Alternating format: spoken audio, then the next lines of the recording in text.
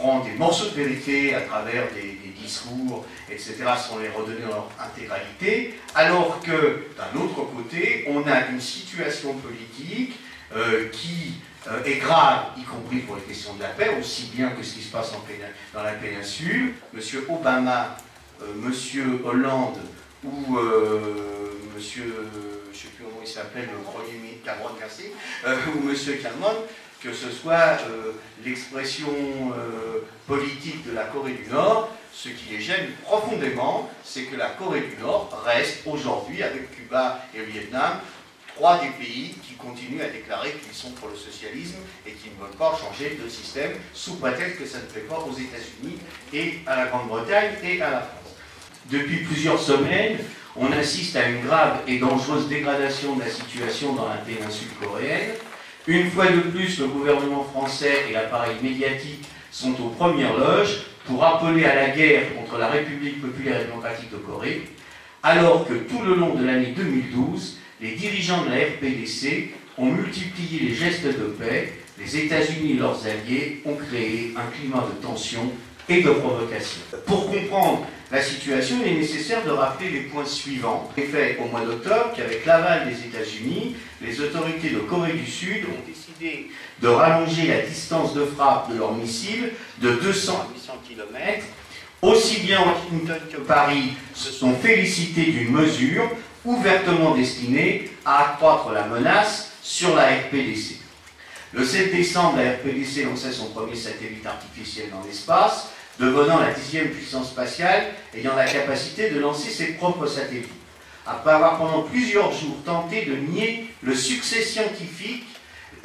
nord-coréen, les États-Unis ont orchestré une violente campagne pour dénoncer le lancement. C'est la première fois dans l'histoire de l'aéronautique qu'une telle chose se produit. Pire encore, sur pression des États-Unis, le Conseil de sécurité de l'ONU a voté une résolution de condamnation assortie de sanctions économiques venant s'ajouter à l'embargo mis en place par les USA depuis 1950. Il est pour le moins paradoxal que les 5 membres permanents, tous puissance spatiale, aient pu voter un tel texte, ou alors c'est clairement la manifestation de leur volonté de se garder un monopole technologique. Par contre, début janvier, la Corée du Sud devenait la 11e puissance spatiale sous les applaudissements des États-Unis. C'est pour protester contre cette situation que la RPDC aurait effectué son 2e essai nucléaire, et ce à quelques jours du début des manœuvres militaires conjointes États-Unis-Corée du Sud, entraînant une nouvelle condamnation du Conseil de sécurité. Mais les États-Unis, comme leurs marionnettes de Corée du Sud eux-mêmes, sont incapables de confirmer la véracité de cet essai. L'adoption le 7 mars d'une nouvelle résolution du Conseil de sécurité condamnant durement la RPDC a encore alimenté la tension. Par contre, le Conseil de sécurité de l'ONU, son secrétaire général, sud-coréen par ailleurs, n'ont rien à dire devant le déclenchement des manœuvres militaires conjointes des États-Unis et de la Corée du Sud. Or, ces manœuvres ont pour objectif explicite de préparer une agression contre la RPDC. Elles mobilisent des dizaines de milliers de militaires utilisant un matériel hautement sophistiqué, dont des B-52 et des B-2 susceptibles de porter des charges nucléaires, avec y compris le bombardement furtif et des sous-marins nucléaires et même un porte-avions nucléaire. Alors qu'il est de bon ton de qualifier de gesticulation,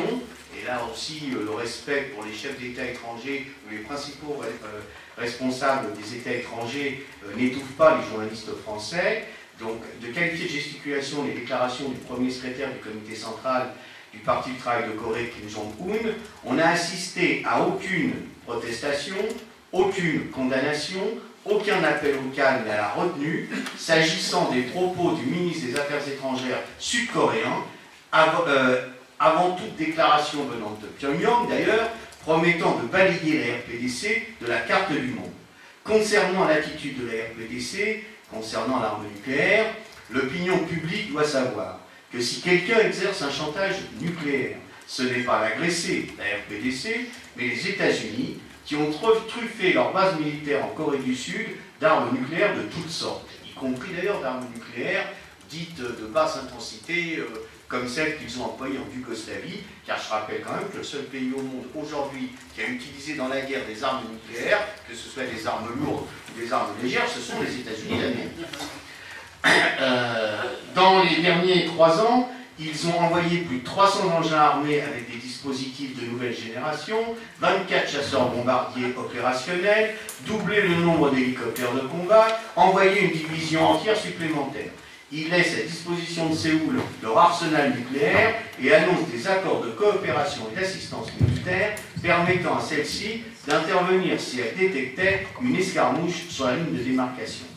60 ans après l'armistice de Panmunjom, la péninsule coréenne, après les espoirs suscités par les rencontres de Kim Jong-il et des présidents sud-coréens en 2002 et 2007, de nouveau la guerre menace, en particulier de par le fait que les USA n'ont jamais accompli certaines clauses des accords d'armistice, comme le départ de leurs troupes de la péninsule en 1954, qu'au contraire, ils ont militarisé leur colonie sud-coréenne à outrance, soutenu les dictatures successives, pratiquant la corruption du personnel politique.